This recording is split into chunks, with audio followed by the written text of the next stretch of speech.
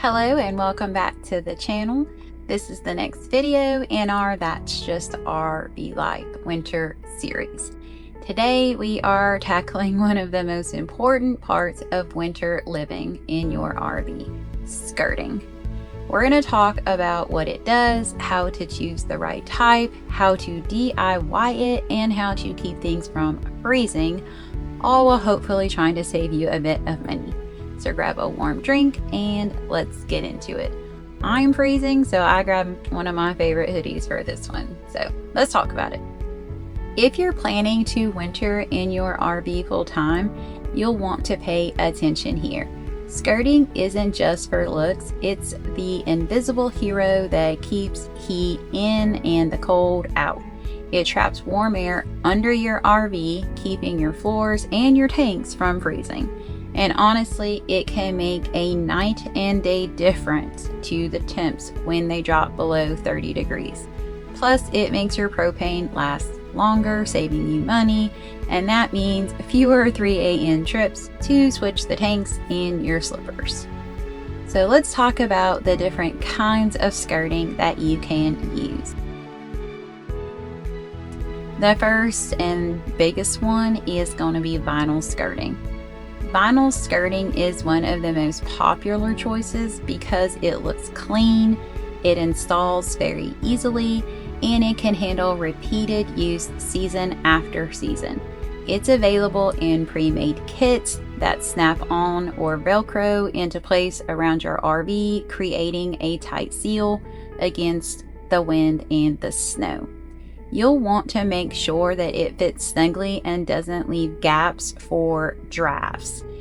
If you have furry supervisors like I do, or even wild ones that are running around, they might treat this like their new favorite warm and toasty hiding fort. So do check that it is sealed up to keep out any unwanted guests. The pros of them is they are great, weather resistant, professional look, reusable every winter.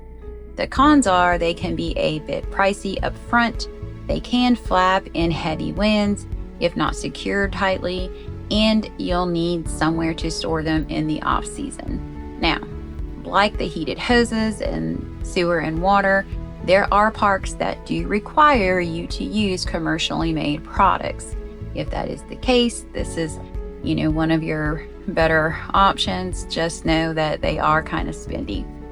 You can buy them on Amazon based on just the square footage of your RV, sometimes even the make and model of your RV, I believe.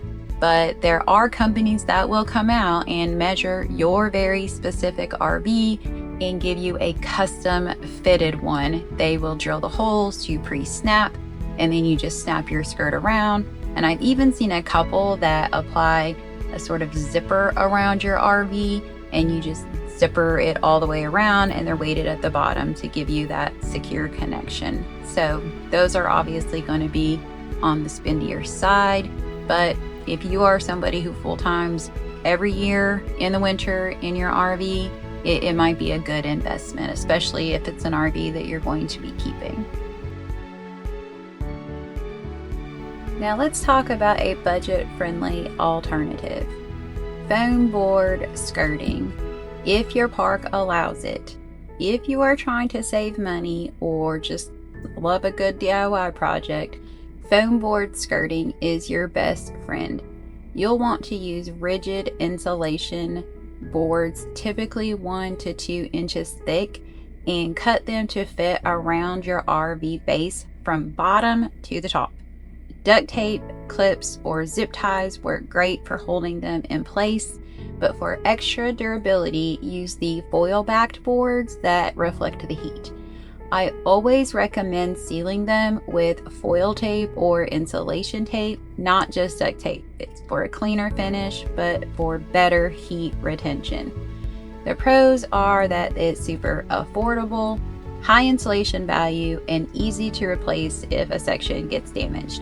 The cons are that they are fragile in high winds and not as sleek looking, and they do take time to cut and fit properly. You want to make sure that you have secured all of the gaps and leave yourself a little area so that you can still get to your tanks.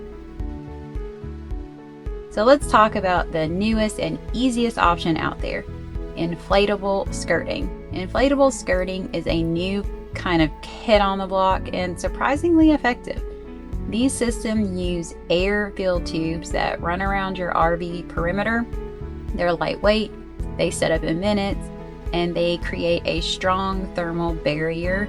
You'll want to make sure to check the pressure occasionally and keep the snow from piling up high around it. They are perfect if you are on the move often during the winter, or you want something that is low effort and easy to store. The pros are that they do have a fast setup, they create an excellent seal, they're great for on-the-road travelers, they store pretty small in like a duffel-sized bag. But the cons are they can be expensive up front and they can lose air in extreme cold, and you could get a small hole in them. So if you go this route, as with everything else, check them regularly. It's not ideal for really heavy snow zones. A lot of buildup can push them kind of out of position. So if you go that route, just make sure that you keep as much snow cleared away from them as possible. Now let's talk about keeping everything under your RV from freezing solid. Sewer and water hose insulation. You'll want to protect your water hose and sewer line just as much as your whole RV body.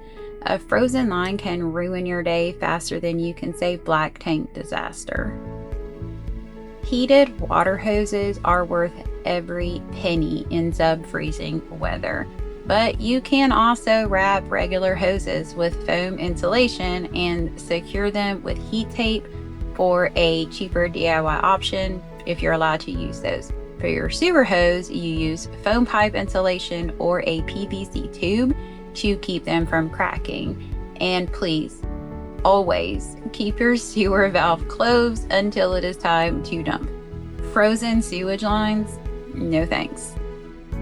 They do come in heated sewer hoses as well, like we've talked about in a previous video, so do keep that in mind.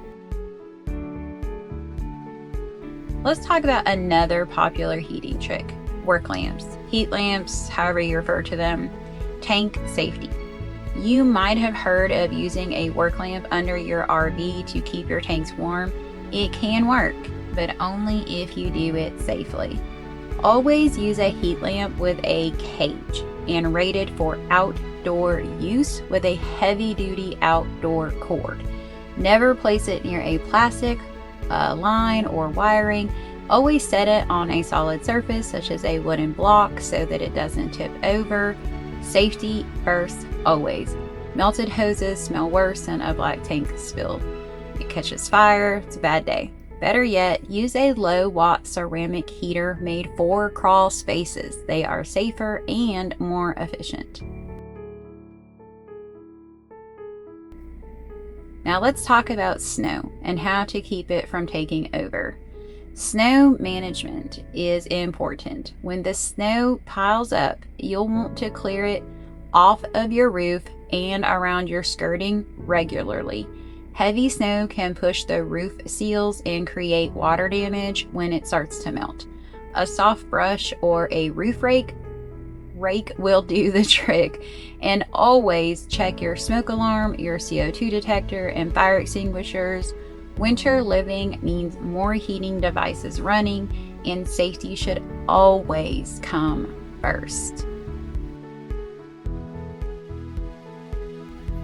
So that's how you can keep your RV cozy, your tanks flowing, and your wallet a bit happier all winter long. Your RV will thank you, and so will your toes. Don't forget to join the That's Just RV Life community as we motor along and learn, laugh, and stay warm out here on the road together. Don't forget to like, subscribe, and share with a friend who's braving the cold this winter season along with the rest of us. Join us for our next video for more tips on how to stay warm this winter.